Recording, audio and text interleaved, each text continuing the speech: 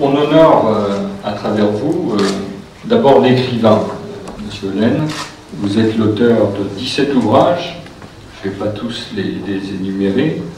Vous avez écrit des poèmes, comme La Voix solaire, comme La peau qui marche, comme Venir au jour. Vous avez écrit des nouvelles, comme L'oiseau de miséricorde, comme Tovarich. Vous avez écrit des pièces de théâtre. Vous avez écrit aussi des ouvrages collectifs, notamment avec de jeunes écoliers, collégiens, lycéens, étudiants. On honore aussi ce soir l'éditeur et, je dirais plus largement, l'animateur des lettres. Vous avez fondé la maison d'édition L'Herbier de Feu, et grâce à cette maison d'édition, vous avez édité des Calédoniens, et notamment des poètes kanaks, comme Pierre Gop, Paul Wameau, Luc Kamaoui, Georges Boyenol, Denis Korawa. En qualité d'éditeur, vous avez d'ailleurs reçu un prix au Salon international du livre insulaire d'Ouessant pour l'Arbre à souvenir de Jean-Claude Bourdet. Vous êtes également le président fondateur de l'Association des éditeurs et diffuseurs de la Nouvelle-Calédonie, également fondateur de l'Association pour le développement des arts et du mécénat industriel et commercial, et vous êtes le président fondateur de la Maison du Livre de la Nouvelle-Calédonie, qui a établi ses quartiers dans cette belle maison sénière. On honore aussi le Calédonien qui tient à faire connaître et aimer sa terre et les talents de cette terre.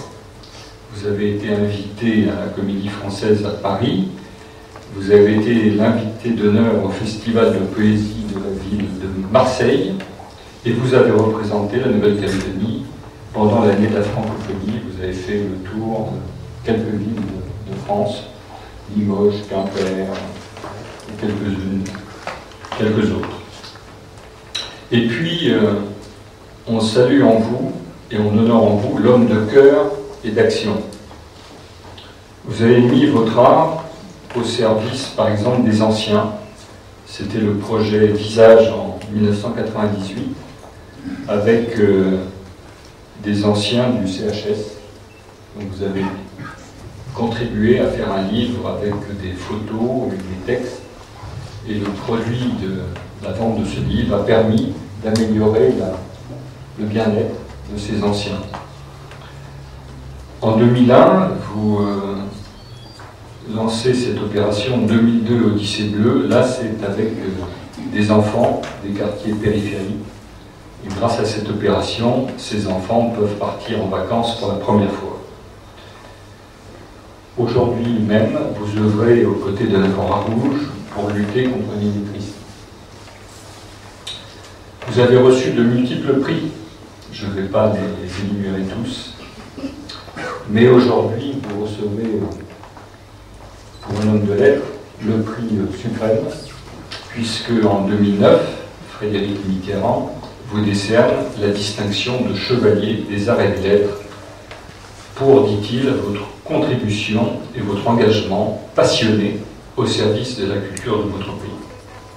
Voilà pourquoi, dans un instant, je vais vous remettre la médaille de chevalier des arts et des lettres.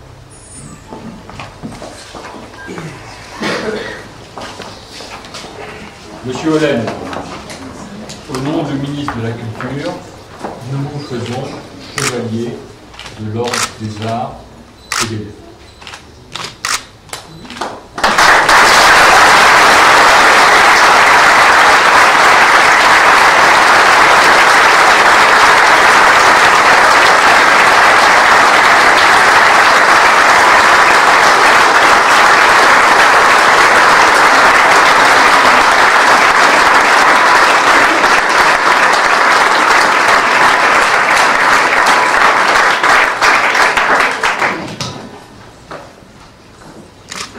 Mesdames et messieurs, chers amis, si je reçois cet honneur ce soir, c'est d'abord et avant tout pour rendre hommage à toutes celles et à tous ceux qui ont rendu possible ma présence ici.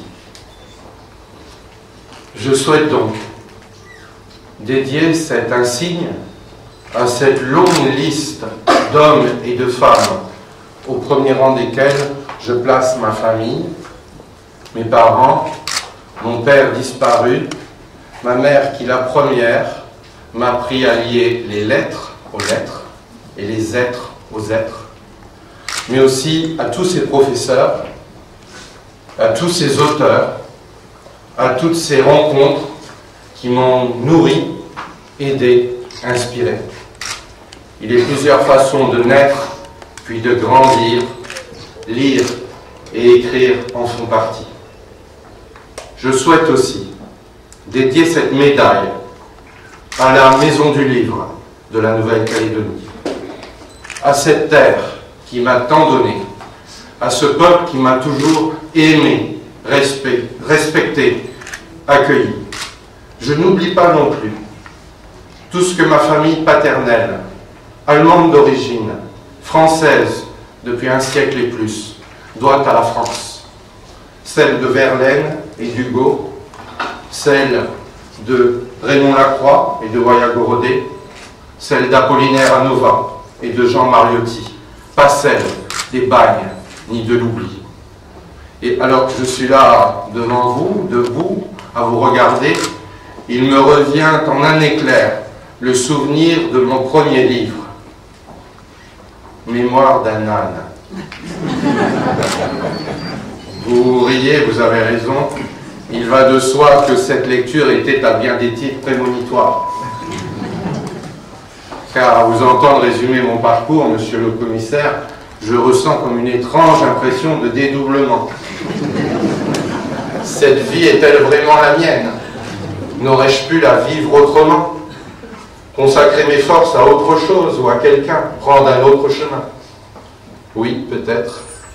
Mais cette identité, cette fraternité que j'ai tant cherchée, n'était pas dans l'affirmation de ma différence. Elle était dans le choix de la respiration et de l'action pour témoigner de la beauté du monde, pour que pas à pas l'écoute finisse par effacer le mépris. Les mots n'ont pas ce pouvoir, nous dit-on. Cet arc de sang qu'on appelle un texte, rien ne sert de le tendre.